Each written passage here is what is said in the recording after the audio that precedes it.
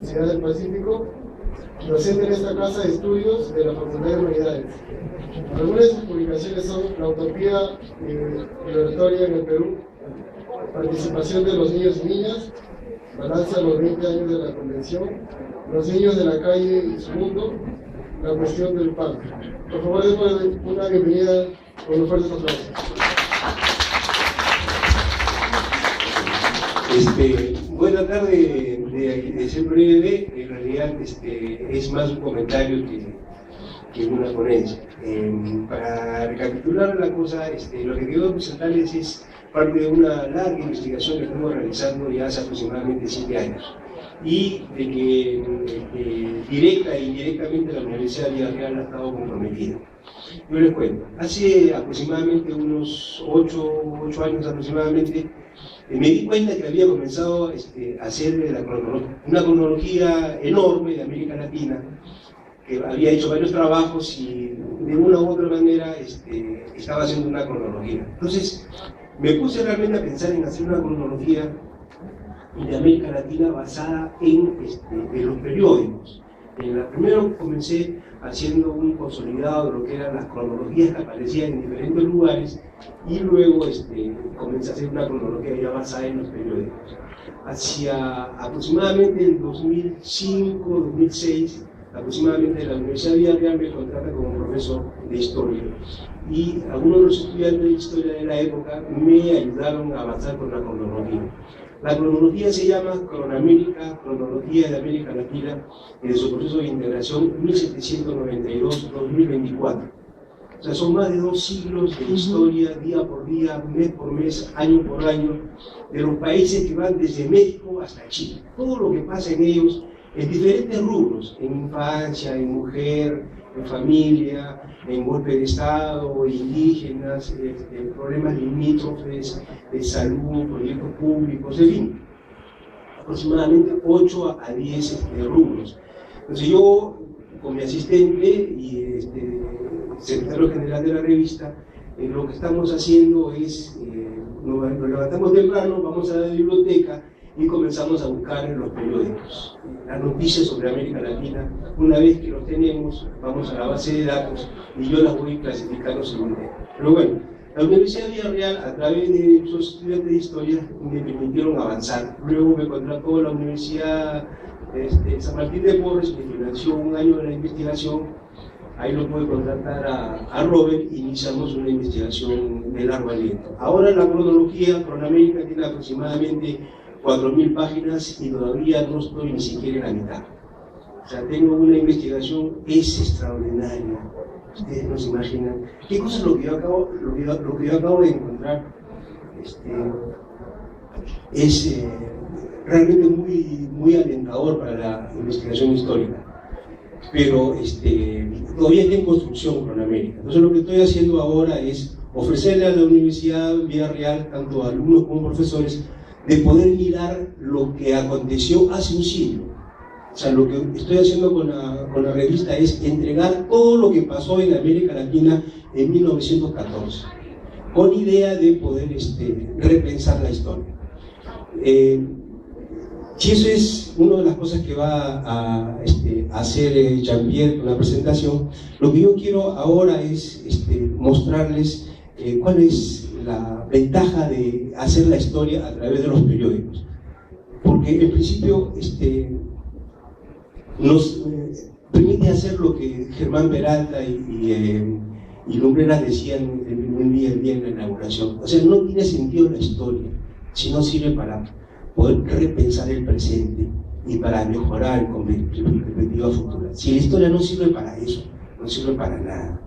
Entonces hay que pensar en hacer los trabajos de investigación siempre y cuando nos permitan mirar con mayor claridad y con mayor eficiencia el presente. O sea, repensar la historia para ser mejores en el presente. Si no tiene eso sentido, no tiene sentido la historia. Entonces, este blog nos permite hacer en gran medida eso, mirar la historia y mirarla a través de los periódicos. ¿Para qué sirve la historia? Para repensar, como yo le decía, pero además mirar a través de los periódicos me ha permitido hacer algunas cosas. Por ejemplo, ir contra el olvido. Hay acontecimientos históricos que se olvidan.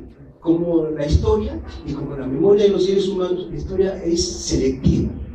Aparecen personajes caudillos, personajes que pueden absorber la historia y hacen que uno se olvide del resto.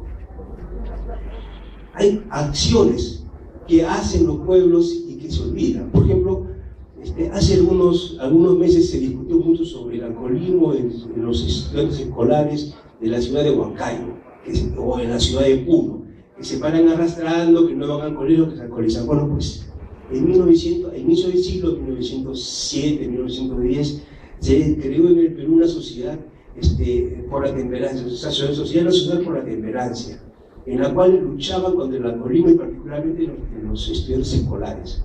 Había una política vinculada además a las feministas por ayudar a la regeneración de las sociedades de los sectores más populares. La historia también se olvida, por ejemplo, de acontecimientos interesantes. Por ejemplo, siempre se habla sobre lo que es la reforma universitaria y se ubica la reforma universitaria en la década del 20. Y no nos acordamos de que hubieron 3 grandes congresos universitarios a inicios del siglo XX. Uno en 1908 en Montevideo, el segundo en 1910 en Buenos Aires y el tercero en 1912 en Lima.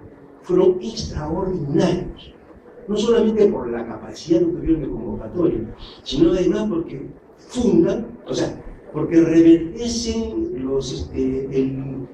la propuesta bolivariana de integración continental. El más importante de todo fue el de Lima, de 1912. Y a partir de 1912 se genera todo un movimiento integracionista, importantísimo. O sea, pensar los estudiantes solamente de la década del 20 nos hace olvidar que probablemente en 1912, con el Congreso de Lima, se haya logrado alcanzar la cumbre más alta del americanismo en el siglo XX. Eso fue extraordinario. O sea, los 2 eventos que la memoria no nos recuerda que sin embargo existen. Ese evento de la reforma universitaria luego repercute en los movimientos obreros, particularmente en el mutualista, dice que propicia la confraternidad peruano-chilena en 1913 y 1914 con el gobierno de Billinghurst. Entonces, nos permite además descubrir de que no fue el gobierno de Billinghurst el que propicia y auspicia la confraternidad peruano-chilena, no, fueron los estudiantes universitarios de 1910 en Lima, lo que genera una enorme repercusión continental y que avanza hasta 1915-1916 con todo un movimiento, digamos, integracionista. O sea, no fue que el gobierno de Billinghurst lo levantó, no, el gobierno de Billinghurst se puso encima y lo quiso manipular. Pero esta integración viene desde los estudiantes y desde los obreros. La historia cambia, mirándolo desde el filo mismo de la historia. Permite ubicar los hechos en el filo de la historia. Por ejemplo, personajes como, por ejemplo, Evo Morales. Se le pudo ubicar desde que fue dirigente huelguista hasta llegar al presidente de la República. Se pudo ubicar a Teodomiro Gutiérrez, más conocido como Rumimato. Primero en 1902, cuando aparece durante el gobierno de Romaña, fue llevado a Chucuito, aparece como un prefecto humano. González Prada le escribe bonitas páginas, luego aparece en el movimiento que lo consagró a Billinghurst como presidente de la República, estuvo manejando a grupos de obreros, el mismo Teodomiro Rodríguez Cuevas. Luego Billinghurst lo nombra prefecto en Chucuito para que haga una investigación en Puno, propicia y auspicia el acercamiento de los mensajeros indígenas para que se queden frente a Billinghurst. Se produce el golpe de Estado contra Billinghurst y en 1915, en diciembre, lo vemos apareciendo como el líder indígena. O sea, se puede ubicar a los personajes a través del filo de la historia, cómo van creciendo estos personajes. Se puede ubicar hechos históricos en una dimensión diferente. Por ejemplo, estos días Germán Peralta ha dado una conferencia sobre lo que es la cuestión de los años 20, de allá de la Torre, de los movimientos anticlericales. Pero el movimiento anticlerical es un viejo tema en América Latina. Yo conversé con Germán en algún momento y le decía de que los primeros movimientos anticlericales aparecen a fines del siglo XIX y comienzo del XX. Y no en el Perú, sino en Chile. de que lo que sucede en el Perú el 23 de mayo de 1923 sucedió el 23 de mayo de 1913 en Chile, y que ocupó gran parte del país. Movimientos anticlericales, directamente contra el Vaticano. Movimientos anticlericales en Bolivia, en Ecuador, en 1923 aparece en el Perú. Pero es parte de un largo movimiento que comentaba el día de ayer Robert también, de la instalación de los movimientos cristianos en el Perú, el repliegue de la protesta contra los grupos católicos. Es ubicar el acontecimiento en el filo de la historia. Con eso no es que pierda importancia el 23 de mayo de 1923 de ninguna manera, pero lo ubicamos mejor en la historia, como parte importante, como un capítulo importante en la larga historia de América Latina por la separación de la Iglesia del Estado. Ahí adquiere una dimensión diferente. Permite descubrir cosas que antes no se sabía. Por ejemplo, se sabía de que Rumimaki llega, que hace la revolución y que es consecuencia, digamos, de que los indígenas pensaron de que llegaba el momento de la repartición de las tierras y comenzaron a invadir las haciendas. Cierto, se produce algo de eso. Pero antes de los indígenas de los Andes, los indígenas de la Amazonía habían provocado una serie de levantamientos. Entre 1913, 1914 y 1915, los indígenas amazónicos arrasaron los campas, los aguarunas, los chipigos, destruían haciendas de los gumales, los que los esclavizaban, los que les robaban a sus hijos y a sus mujeres y los esclavizaban, a los que los torturaban, en fin. A esos personajes fueron entre 1913 y 1915 objetos de la venganza de los indígenas. O sea, el movimiento que desemboca en Rumimaki es inicialmente un movimiento amazónico y después andino.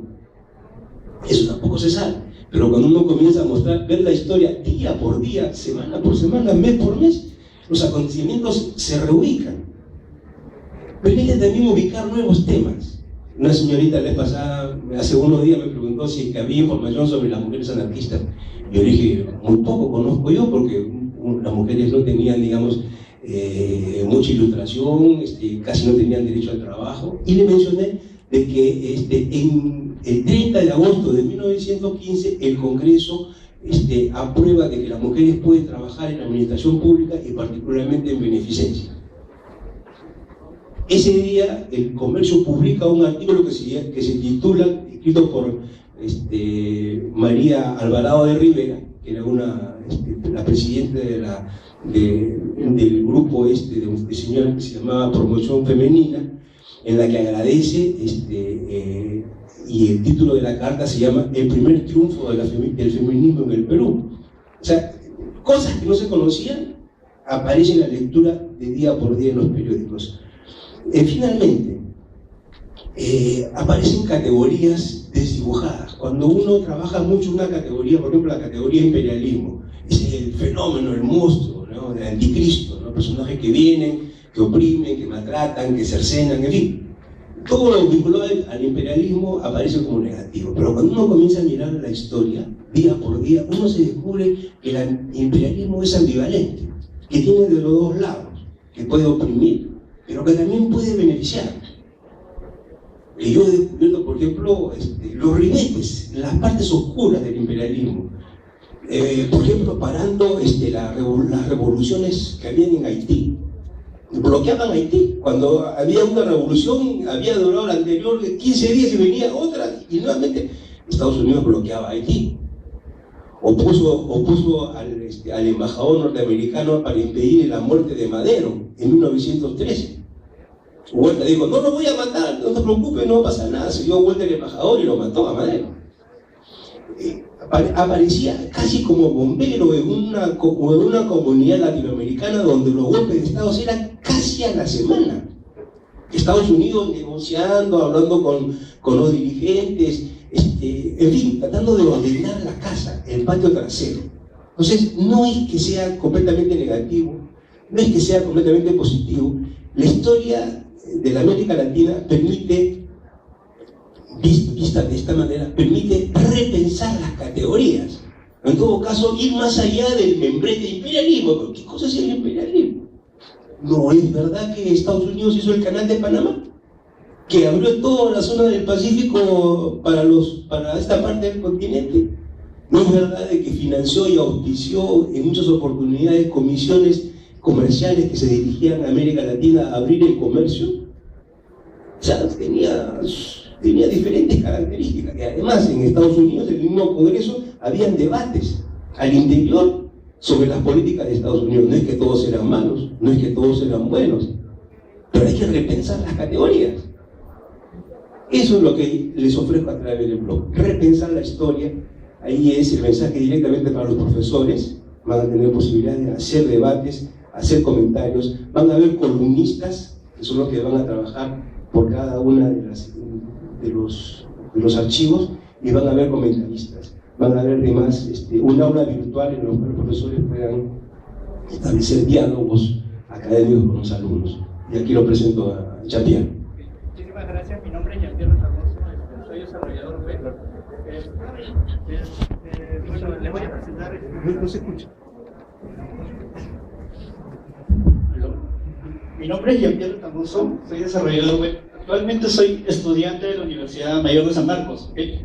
Les voy a presentar la página. Ustedes pueden visitarla ahora, es en la revista del siglo.com. Voy a empezar primero por una pequeña introducción, decirles qué es blog, ¿no? Porque ustedes siempre dicen, oh, es un blog. Siempre de repente quizás ustedes hayan manejado un blog propio. Bueno, un blog es un lugar, un sitio web donde interactúan personas, en este caso ustedes como usuarios, comentaristas, y bueno, las personas que son los autores, en este caso serían los columnistas, a los cuales les vamos a dar los permisos y accesos para que puedan poner las noticias, ¿no? En este caso sería la revista del siglo. Yo utilicé para este sitio web unos recursos web que están disponibles y gratis para todos. He tratado de unir diferentes tecnologías. Es más que nada, yo soy de la carrera de sistemas, no sé si los voy a marear un poco, pero bueno. Las tecnologías que usé es Bootstrap, Twitter Bootstrap, de hecho el 3.0 que es para maquetear toda esta cosa. Backend, la tecnología es PHP y con Coordinator. Bueno, y he utilizado un servicio web que es para los comentarios, que es Discuss. De repente ustedes han participado en algún blog donde están comentando y de repente quizás aparezcan como top commenters. Entonces Discuss les permite eso, ¿no? Ustedes incluso pueden tener sus propios seguidores y ellos pueden seguir sus comentarios de usted. Incluso pueden debatir, ¿no? Entre otros comentarios. El asunto es ese, ¿no? Que ustedes tengan una plataforma donde quizás su profesor les deje como tarea, ¿no? Investiguen sobre esa parte. Sobre, por ejemplo, familia, mujer. La mujer en la guerra civil de México, ¿no? Investigan el tema, ustedes pueden debatir incluso entre mismos alumnos e incluso refutar al profesor, ¿no? O incluso otros comentarios. Esto va a ser la plataforma que está brindando ahora, ¿no? Bueno, voy a continuar con... esta es la parte frontal, la que ustedes tienen acceso. Lo que le llaman front-end, debidamente dicho. Como ustedes pueden ver, en la parte principal aparece el banner, bueno, arriba aparece en el menú con todas las categorías visibles para esta edición. En la parte inferior aparece una noticia que puede ser, por ahora está en modo random, va a sacar cualquier noticia, pero de hecho va a ser la mejor comentada, ¿no? Va a tener también unas noticias que son las nuevas, las más comentadas, y bueno, aquí un panel, un select para que ustedes puedan tener acceso a las diferentes ediciones. Algo así similar como lo que tiene la revista Caretas. Caretas también brinda esta parte, ¿no? Donde ustedes pueden revisar las entregas. Por ejemplo, seleccionemos la primera entrega, ¿cierto? Entonces está listando ahorita las primeras entregas, la primera entrega, las noticias. Si ustedes se dan cuenta, está ordenada cronológicamente, indistintamente de las categorías. Entonces ustedes pueden tener una visión de cómo fue lo que estaba sucediendo en esos años, ¿no? Por ejemplo, esto de acá empieza en 1914 y va avanzando a través del 1 de enero hasta el fin del año, ¿no? Actualmente está subido hasta junio, julio de este año, del año 1914.